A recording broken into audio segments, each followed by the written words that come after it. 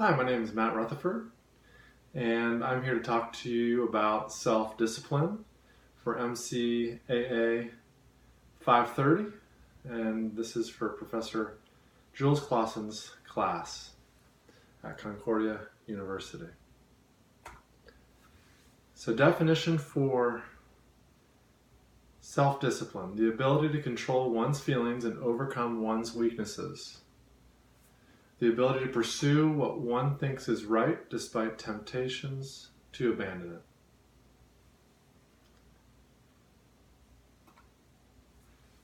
So why is self-discipline so difficult? Why do some are able to exercise self-discipline and others seemingly can't exercise self-discipline? Well, I've got a few thoughts on that. So first, it requires small actions done over a long period of time.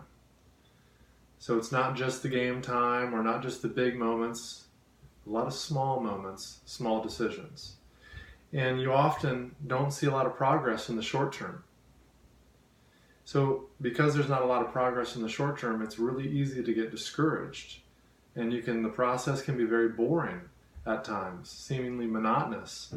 And it's hard to discover what areas I need to grow and what areas I am growing at times. But the most important thing, or one of the most important things, is to focus on the process and not focus on the result or the outcome.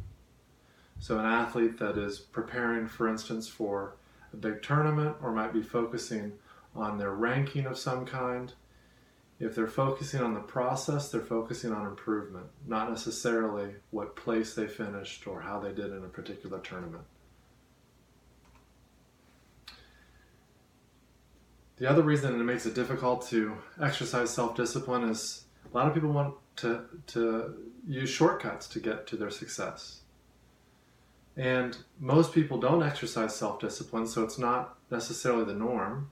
And sometimes you can even have situations where people publicly will ridicule you, make fun of you, point you out as different, and sometimes it's difficult to be different and to stand out like that. You have to say no to other things that are distractions that will maybe derail you. It requires lots of patience, and you really need, like I said, talked about the process earlier, you got to trust the process and not get ahead of yourself. So, two types of motivation that I think have a lot to do with self-discipline. There's intrinsics, and intrinsic would be something that is coming from the inside of you, at the core of you, something that you develop on your own, so internal or self-motivated. And then there's extrinsic, which would be initiated by somebody else, like a coach, for instance, a teacher, could be a friend, just another person that possibly inspires you to do something.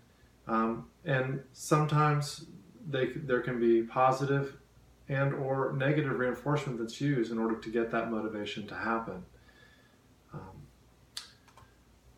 And so a few areas that I want to highlight that just coming from my own life that I've found that require self-discipline are diet, what I eat, what I'm putting into my body, spiritual discipline, such as reading the Bible, praying, things like that, exercise, staying fit, sleep, making sure I'm getting enough sleep, relationships, that could be with my family, my spouse, my parents, students, players, sports, it could be as a coach or as an athlete, learning, which could be in the classroom or outside the classroom, leisure time when you're not necessarily needing to accomplish any kind of a task, but you have some time to yourself, what you choose to do with that time, and then creativity. So when you're designing something or building something, so if you're creating something, all of these categories require self-discipline in order to achieve any level of excellence. So first with the diet, it's not necessarily about what you eat in a short amount of time, such as going on a fad diet, but what I eat on a consistent basis over a long period of time. Not about going up and down on a roller coaster ride, but rather staying consistent, making smart choices, and being balanced. And so a lot of times people gravitate towards a quick fix diet. to lose weight. But really, in order to sustain something, you've got to be able to make smart and balanced choices. Spiritual. So we'll be talking about areas such as praying, making sure I'm devoting enough time to prayer, reading scripture, talking to others about my faith, incorporating it into my everyday language and making God a central part of things that I think, do, say, how I act. And then looking at every encounter that I have, whether it's the person at the Wendy's drive-thru, one of my students, one of my players, as a divine appointment that God has set up. And that requires discipline, because it's easy to forget about these kinds of things, to go through a day and not think about what the Lord wants you to do in a particular situation, or how relationship might need to be taken care of. And so it's very easy to not exercise self-discipline in these areas. It's easy to get busy. Exercise requires consistency over time, which is self-discipline. And you need to be able to do something that's exercise that's manageable. Again, I talked about with the diet, a fad diet. We want to be doing something that is, you're able to not be overbearing or too difficult, something that's enjoyable, not a New Year's resolution, and focus on health and how you feel rather than what you look like. Sleep is very important, to be consistent with sleep, trying to get the same amount of sleep each night, avoiding electronics. Relationships are so incredibly important, require discipline because they require work, whether it's a marriage, with your children, with co-workers. And it's important to inquire and be inquisitive to others, ask them questions, show interest in them, invest emotionally, use their name, forgive. Praying together, I think, is a big one, especially for families and friends, and love each other. For sports, whether it's a coach or if it's an athlete, like I talked about earlier, the process is so incredibly important, and the small details. It's not about the big game, but about all the things that lead up to that. Physical fitness, you got to stick with it and never give up and outwork your opponents. Learning, whether it's in school, outside the classroom, every moment is an opportunity to learn something. But one of the things that you got to realize is that studying needs to be a habit, something that you do continuously. Procrastination and cramming slows learning. Asking questions is incredibly important to growing in this area and many other areas. Making connections between topics builds stronger foundations, and consistently connecting the information to real-life situations helps build relevance and importance. Then leisure time. We don't often think about discipline in leisure time, but it's so easy in leisure time to backslide or use it as an excuse to do whatever we want. But we need to continue the consistency the momentum we've gained in other areas. And too much letting go causes up and downs in other areas. So allow yourself some wiggle room, but not too much. Focus on rest and recharging through even better diet, more exercise, and sleep. Because when we're in our busy work schedule, sometimes we don't have time to focus as much time on our exercise, sleep, and diet. And leisure time can give us that opportunity.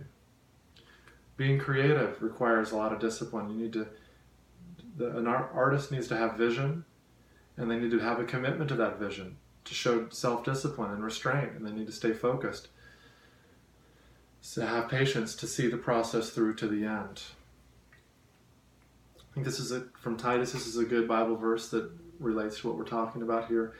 Since an overseer manages God's household, he must be blameless, not overbearing, not quick-tempered, not given to drunkenness, not violent, not pursuing dishonest gain. Rather, he must be hospitable, one who loves what is good, who is self-controlled, upright, holy, and disciplined. He must hold firmly to the trustworthy message as it has been taught, so that he can encourage others by sound doctrine and refute those who oppose it.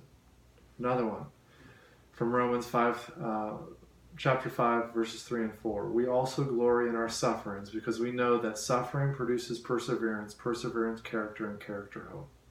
And oftentimes we have to show a lot of self-discipline through sufferings. I like this quote by Kevin Durant: hard work beats talent when talent fails to work hard. And one of my favorite athletes, Michael Jordan: I've missed more than 9,000 shots in my career. I've lost almost 300 games. 26 times I've been trusted to take the game-winning shot and missed. I've failed over and over and over again in my life, and that's why I succeed. And finally, from one of our texts from Bruce Brown, on great teams, when a problem exists, they solve it. All failures and problems need to be examined and dealt with directly. Methods should be devised that will prevent a problem from repeating itself. These teams also understand that it takes time to reach their potential individually and even longer collectively. They have no quit in them. So thanks for listening to my presentation on self-discipline. I hope that you are able to take away something from it and apply a little bit of something to your life. And good luck with your journey.